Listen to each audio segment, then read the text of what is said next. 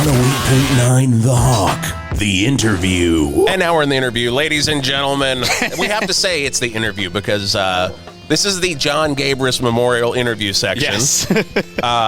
We love Gabris. Love that you did not realize we were interviewing you. We did an interview with him, and he was like, wait, is this the interview? Because you guys were being so nice about my show and everything.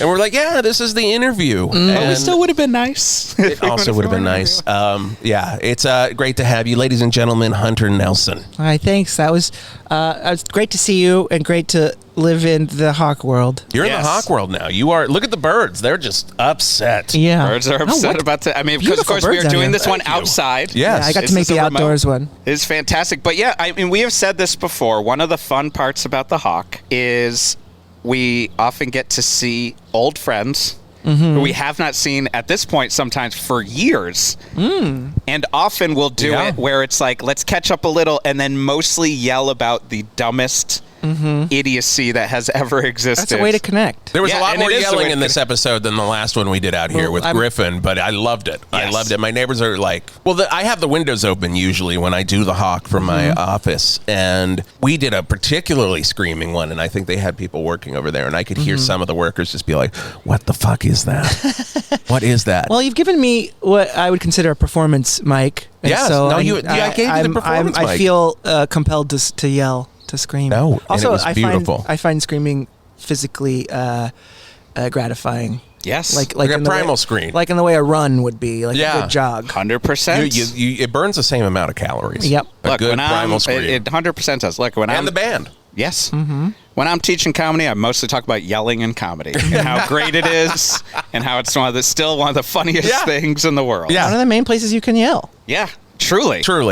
I like metal and comedy. That's why my loves exist in there. The last time I saw you would have been one of the times my show was up, Jason Gord's Midlife Crisis. Midlife Crisis. Y'all may not know, I went into big truck there. Y'all may not know that Hunter directed Jason Gord's Midlife Crisis, which I want to do at least 2 more performances of this year in LA, and then say goodnight to it. Okay. And start writing the next one. Well, would you do me a favor and let me give you notes on the very last performance? Yes. I want to give you want to see how far it went? I want to give you notes where it's like, okay, next time, let's shorten that. Let's do that next bit a little bit quicker. Oh, it's probably going to be much so that longer. For the rest of your life, you're thinking about the little ways I thought you could improve your final performance. I mean, the fun part is if you take long enough, it won't be even midlife crisis anymore. Oh, it's just old man crisis. Truly. Like the original slides, there's like a little explanation that comes up at the beginning of the show, and it says now he's 40 and he's doing this show, and it's like I'm the world 44 now. Yeah. Do you still update the graphics for it? I do. Yeah, I do. Every time I have to update it because it's been over a year since I did it. The last time I did it was at Caveat in New York, right before we moved to LA. I'm glad I directed it when I did, because now you're old enough that I don't relate to you anymore, and I don't know. I don't know how to give you. Oh, wonderul. I don't know how to give you notes on it. Right. You just will always give. Now, if you had a 3-year-old notes, it's like, okay, well. What about this with the 3-year-old? Yeah. And a lot of the characters from, or at least one of them, live in the Hawk, and another one is going to do. The blue-collar comedian Denny Snood has been on an episode doing his, one of those comedians that comes to town, like when you turn on your local radio and it's like, Andy Kindler's on with the Bob and Tom show, Right. It's like one of those situations. You gotta keep up with the drive time guys. Yeah, man. So Hunter Nelson, someone we know from UCB, which is usually the case here on 108.9 The Hawk. Again, thank you for being here. That was so much fucking What a fun. blast. What is your experience like with classic rock radio and stuff growing up? Did you have a station that you would listen to?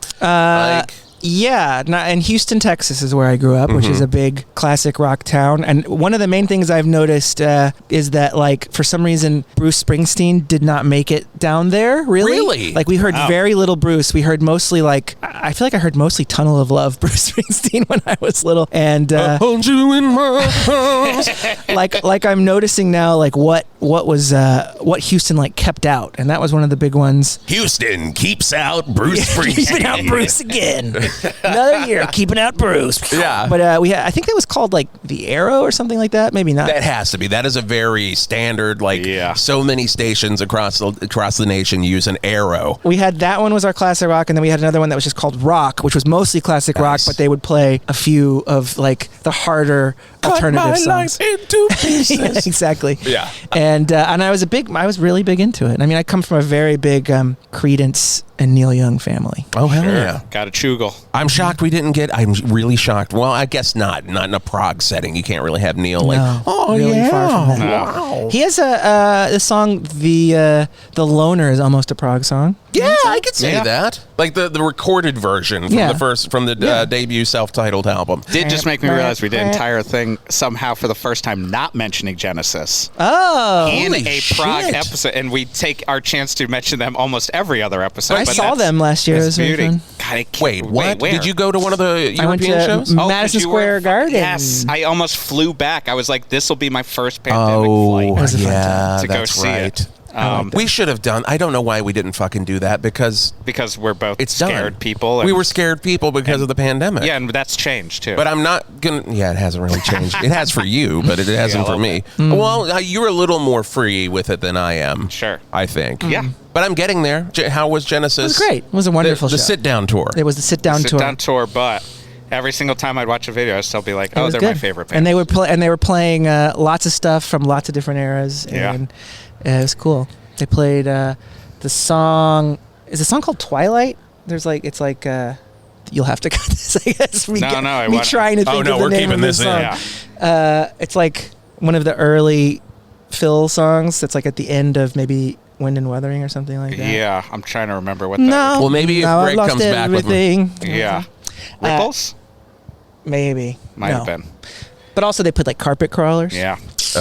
I mean, last night I literally was watching a 1992 made for ABC but broadcast in, I think, Houston because it was the first day of the I We Can't remember Dance that. I tour. watched that live. It's so weird. I can't. The whole time I'm watching, I'm like, this was on air. Yes. At like 8 o'clock. Yeah, I watched that. I remember because like Good Morning I America. need to send it to you because it's worth like. There's an extended part where there's like they're bidding with each other, making fun of their solo careers. Really? And it's like there's a little bit, and even at one point Rutherford does the like, and Tony's got his film scores. He's got his classical albums. Wow, that's amazing. That is absolutely amazing. Well, we're not going to fuck it up for Peter Gabriel. We're going to see Gabriel. We're going to get psychologically sound enough to see Peter. Yeah, we gotta. We gotta. He might even hand out something you can put over your head or something. Yeah. You might have some kind of astronaut concept. Made of like a capuchin monkey or something. Yeah. Like, Everyone has to have those masks that you wear. That's just like you can see it and it like filters everything. It'll out. be like when he would have that camera Yeah, on oh, his the face best. for that tour. The best. What tour was that? That was the. I remember he did that. Is that the Up tour? I think it was the Up tour when he had the "That's time you've gone too far," and then another camera would turn on and he'd look at that really weird. Another great. We're just gonna have to make a playlist for all of our listeners. Of our What gets favorite mentioned? classic rock like videos that we watch on a regular basis. Because I literally just watched that. But we're just going to make a supercut of just Tony Levin. Yeah, it's just Tony Playing Levin in the stick bass. background. Hey, I know another way to get another song on the mix. Did you know that Peter Gabriel discovered Paula Cole? I did Yes, because she's she on that performed tour. at Woodstock '94. Right. For I think the Don't Secret Give Up. She Worlds might have tour. sang Kate's part. I Oh, could really? be wrong on that, but she did, and she definitely was like in She your did like eyes. shaking the tree, all the Yeah, it was like her and like Yusu and Dor and them. I remember them doing like they do like African dancing. Love I was it. like, oh boy. Absolutely love Yeah. it. I cannot wait. I freaked out earlier because the Scorpions posted that they were doing these. Well, it was called the Monsters Tour, and it's going to be in Brazil. And it was Kiss, Scorpions, and like Saxon, and like a couple other bands. Wow. And I was like, oh my, Sepultura, I think. Oh, that kind of makes sense. If it's in Brazil. And then I was like, I got to tell Jeff, we got to go to this. It's only in Brazil. Oh, man. It's only in Brazil. We're not going to Brazil. You don't want to go to Brazil. Don't right want to now. go to that. So what's going on with you these days? What do you you're still in New York? Still, I think everybody's still just kind of trying to find themselves. Yeah. I can't say post-pandemic because we're still in it, but it's just like Yeah. we're in a weird spot. Yeah, I mean, I'm feeling like a lot of things have gone back to normal for me. And yeah, I mean, I've been writing a lot of audio fiction Nice. You can check that out, like the Truth podcast. Okay. I wrote a bunch of episodes for that last year, and that was kind of a nice coming out of the pandemic thing to be doing. And got a little kid, so we've had to be careful in that way. But I don't know. People don't realize how much if they don't have a kid, how much being careful you had to do.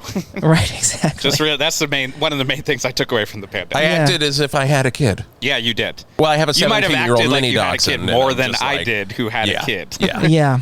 I mean, Taking care of them at home. I definitely have been continuing to wear a mask mainly because I have a kid, Yeah. But I don't mind. Yeah, I'm fine with it. And I'm also at that point where I used to be like, that motherfucker is wearing a mask. How dare he stand in the candy aisle at this Vons? They're always with in the no candy mask, aisle. And You would be angry 99% of the time in 99% of every situation of Who, life. me? If you now had to be angry at everyone not wearing a mask. it would have given me a heart attack. Yeah. And now I'm just like, hey, I got my mask on, man. Yeah. I don't give a shit what you're doing. Do as much as you can. You do what you want to do. Yeah, I feel like all the little choices are so difficult that I'm trying not to be judgmental about any of them. Yeah. Are you still doing the comic? No, not currently. It's technically my comic, Tasky John, taskyjohn.com, Tasky John. is still available for you to read, and it has a cliffhanger, but it is an unresolved cliffhanger. And I know what's supposed to happen next. Right. Which means at some point I will. I'll tell you this. Out of everything that I do, drawing and inking is the absolute hardest thing to continue doing after I had a kid.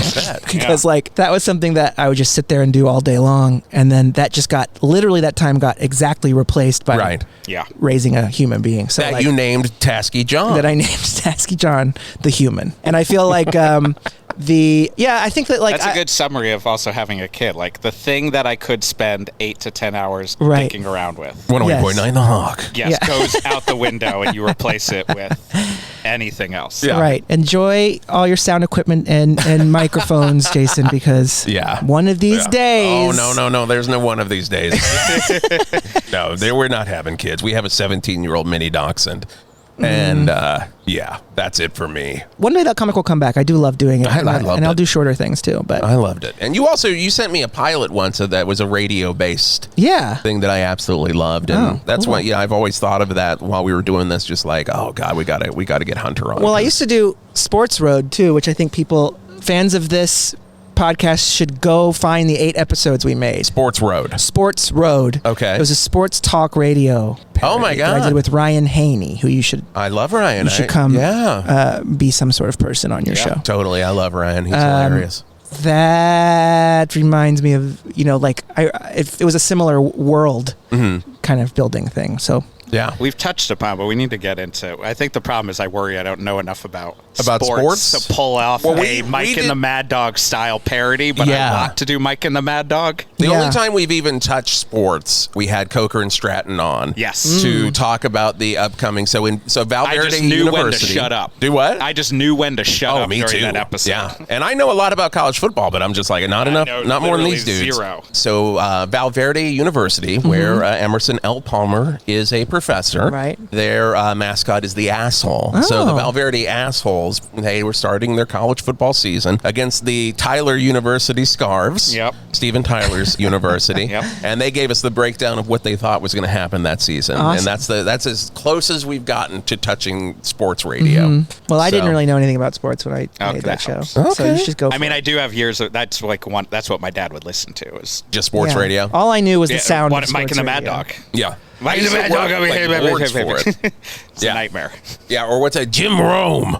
Oh yeah, listen to Jim Rome. Hey, he probably lives right there. That's probably him doing a bird sound. Yeah. Whatever, Jim. But anything you want to plug right now? We talked about what your No, just go plug find section. those the Truth episodes. Yeah. I'm really proud of them all. 3 came out last year. And you're gonna be doing more of those? Another one will be coming up soon, and Nice. there's always an older one I made called The Body Genius that everyone should go listen to. And I guess keep track of the activities of Sketchcram NYC. Always the best. Which is an important group I'm a part of. I even shoved one in right before I moved. I was like, I did two weeks before I moved, I think. I did one pretty close to when the pandemic hit. That was the last one I did. Yeah. Well, that Madeline was so much like, fun. do you want to just get that last one in? I was like, why not? Oh, God, it was Awesome. so much fun. I don't know. I did Sketchcram so many times. I think I actually didn't stick around for the show. That was the first time because I was I had a 2-year-old at that point. Oh, right. Sometimes a 2-year-old. And I was like, I can't. Miss the show. I literally was like, I cannot. You just tell me how the sketch went. Right. Did we tell you how it went? Madeline let me know. I think she sent me a video.